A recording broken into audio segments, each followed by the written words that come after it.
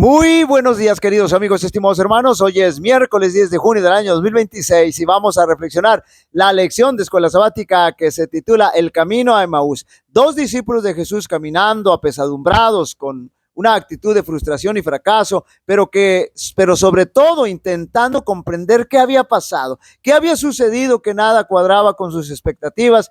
Y es que ellos habían olvidado las palabras de Jesús y la palabra de Dios. Es ahí entonces cuando Jesús se les empareja en el camino y comienza a sacarlos de su confusión, comienza a aclararles la mente, a recordarles todo por medio de la Escritura. Evangelio según San Lucas, capítulo 24, versos 13 al 27.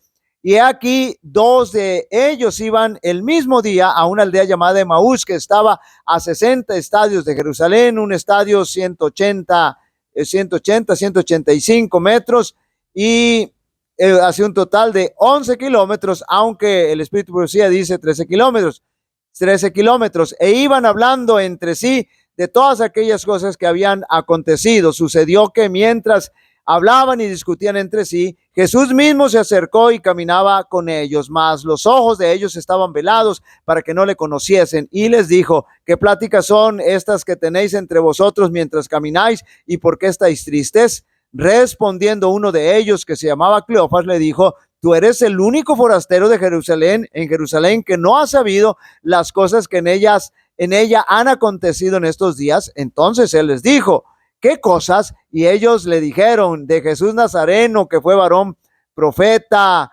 poderoso en obra y en palabra delante de Dios y de todo el pueblo, y cómo le entregaron los principales y sacerdotes y nuestros gobernantes a sentencia de muerte y le crucificaron. Pero nosotros esperábamos que él era el que había de redimir a Israel, y ahora, además de todo esto, hoy es el tercer día que esto ha acontecido.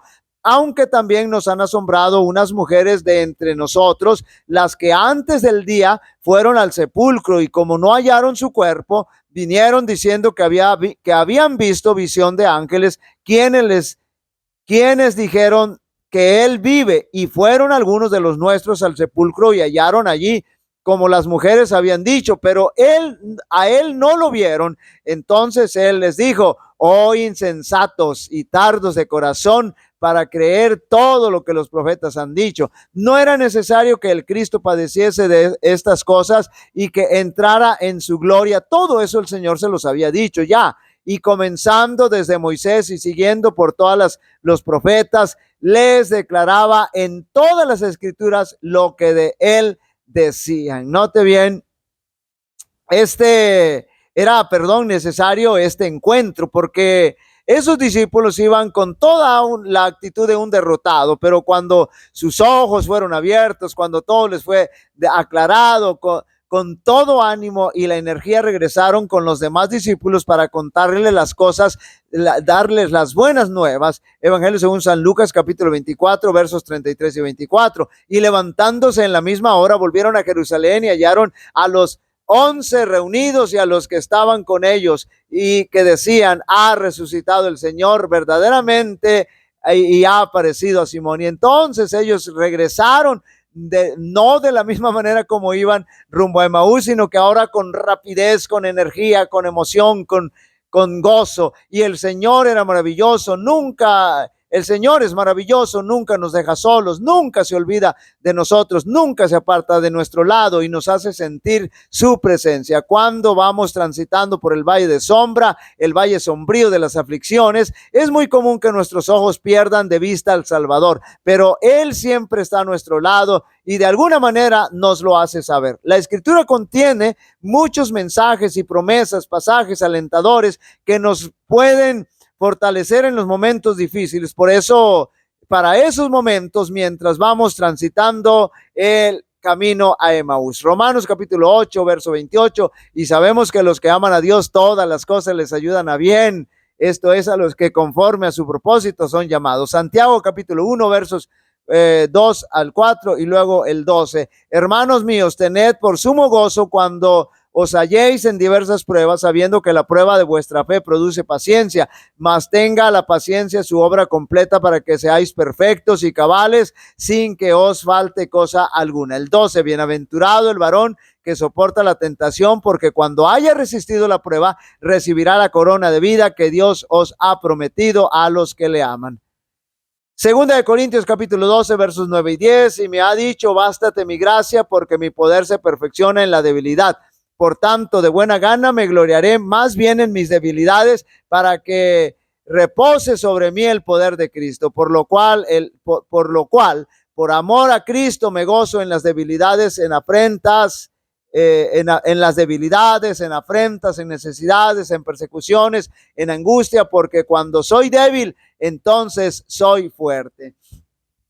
El primer día de la semana, después de la crucifixión del Señor, los discípulos contaban con todos los elementos para que sus corazones se regocijaran, note bien, pero no fue así. Pero ese día no fue un día de gozo, para algunos fue un día de incertidumbre, de confusión, de perplejidad.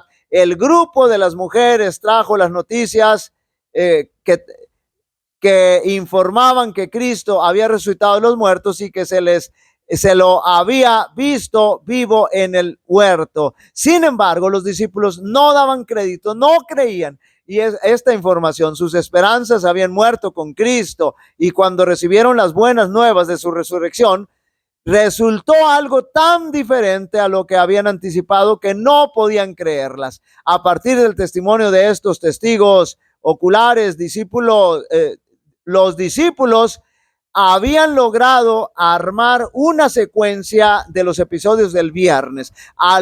Hubo algunos, note bien, que habían contemplado las escenas de la crucifixión. En la tarde del primer día de la semana, 2 discípulos preocupados y tristes decidieron regresar a Emaús, una pequeña población a unos 13 kilómetros de Jerusalén. No habían avanzado mucho en su viaje cuando se les unió un extraño. Estaban tan absortos en la oscuridad y en la desilusión que los embargaba, que no atinaron a observar detenidamente. Continuaron conversando y expresando los pesares de sus corazones. Jesús sabía, que estaban aferrados a él con todo su amor y anhelaba tomarlos en sus brazos.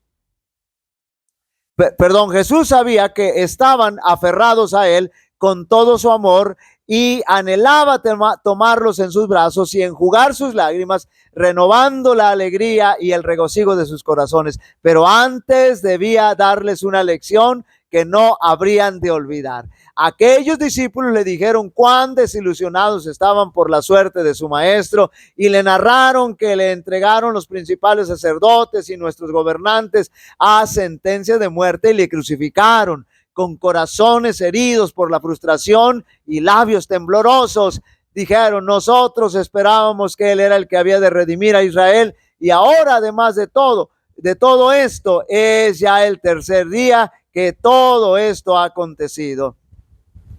¿Por qué razón los discípulos olvidaron las palabras de Cristo y no comprendieron que los eventos habían acaecido como fueron predichos? ¿Por qué no comprendieron que la última parte de su revelación se habría de cumplir como la primera y que al tercer día resucitaría? Esto es lo que debían haber recordado. Sin embargo, los sacerdotes y los gobernantes no olvidaron este aspecto, y los discípulos sí se olvidaron, y por eso sufrieron terriblemente. Queridos amigos y hermanos, las sombras espirituales pueden traernos momentos de incertidumbre y desconfianza, y hace que todo lo maravilloso que es nuestro Señor se nos olvide, y que nos olvidemos de nuestro Señor. Pero cada vez que transitemos el camino de Emaús, pidamos al Señor que nuestros ojos de la fe sean abiertos y poder contemplar sus maravillas y poder contemplar a nuestro Señor Jesucristo. Jehová te bendiga y te guarde. Jehová haga resplandecer su rostro sobre ti y tenga de ti misericordia. Jehová alce sobre ti su rostro y te dé paz. Y pondrán mi nombre sobre los israelitas y yo los bendeciré. Dios bendiga a cada uno de vosotros.